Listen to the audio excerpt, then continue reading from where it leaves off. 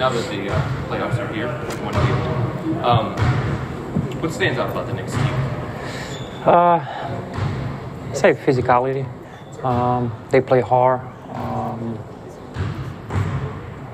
They compete, and it's going to be a dogfight. And we got to win the rebound. We got to win the 50-50 balls. We got to win all the little details that is going to make this series really fun, because we're tough to play as well. Open court, they're really dangerous. I think in a 5-on-5 we can control them, and we can attack them in open court as well. You've spent a lot of time around Donovan throughout the course of your career. What is it about this time of year that allows him to take it to a different level? Like, what do you see with him? He's special. I saw it since his rookie season. He had something that only special players has, and of course we want that from him. We go into this series confidence, because basically we have him, but at the end of the day it has to be all of us who play our part to really win this series. What do you see your part being with your experience helping coming off the bench? Controlling when things are out of control,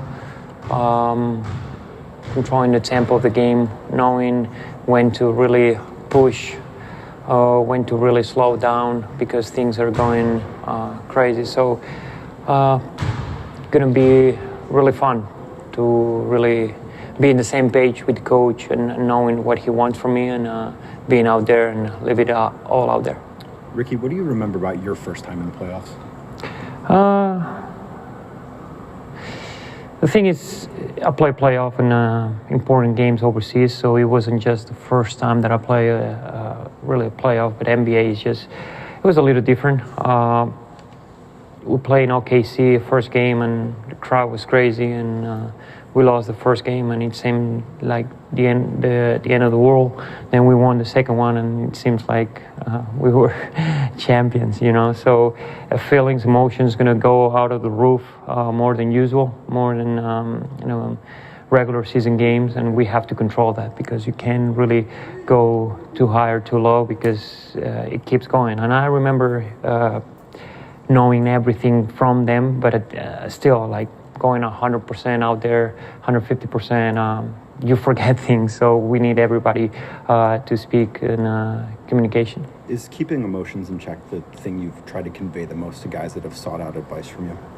Yeah, I mean, I told them, like, we have to do the things that we have done well during the season, even in a higher level, but we don't have to change much of who we are, because that's what brought us here. And if you're in to defend and do all the stuff, don't try to do things that you have not done during the season, because it's gonna mix or it's gonna change who we are. Ricky, when it comes to the playoffs and the kind of chess game mental aspect of things, and adjustments and counter adjustments, I guess, what's the most important thing in your mind for younger players to kind of learn how to handle those adjustments and things like that? Be in the moment. Sometimes we're thinking too much. We're thinking ahead, or in the last play that I didn't play the right coverage or whatever. But we have to be present in the moment, so we can, like, really apply everything that we have been learning this week and all year long on the details. That's why I'm saying we don't have to change who we are. We have an identity, and we just have to play even sharper than we have been. But control our emotions is going to be key. Ricky, you played for Coach Thibodeau, right? In Minnesota? Yeah. 4 years? Yeah. You played 1 year. 1 year? Yeah. You've also played against him, NBA, the Olympics, what have you. Yeah. You've been surprised to see more of an emphasis on offense with him. I know he's still a defensive coach, but they're really an up and down team. Yeah, no, when I played for him, he had that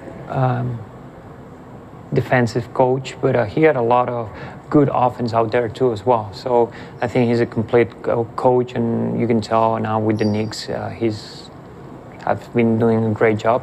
And I know he wants to play defense and play hard defense, but offense is working, and I think he has like a lot. And he learned, of course, like everybody else in the league. He learned through the years how to like be better. Can you still hear his voice in your head? He yells. I hope the crowd yells more, so we don't hear. As one of the leaders of the second unit, what is the level of responsibility that you guys feel going into the series, knowing what's on the other side with their bench and Emmanuel quickly? Yeah, they have a really good bench, and probably one of the best after All-Star break, and we have to be ready for that. But it's not just stars against stars and bench against bench. I know media wants to do that way, but this is a team, the Cavs against the Knicks, and we have to be all together in this. And we have to be ready for when our name is called, be out there and try to have fun, but at the end of the day, win this series. That's all that matters. What have you seen from the guys in the lead up to this one? I know you're somebody who studies body language and stuff like that. So what do you see from the guys right now? We had a lot of information, so I think some of them been trying to not get exhausted. And from game 1 to game 2, a lot of things can change, and same down the road. But I think coaching staff has been doing an unbelievable job of giving us the best chances for us to perform and be out there. But like I said, there's a lot of things out there that it can change right away. But I think we're confident, we know what we want to do, and we're ready. Ricky, who have you seen have an edge this week at practice? I think the whole team has been locked in.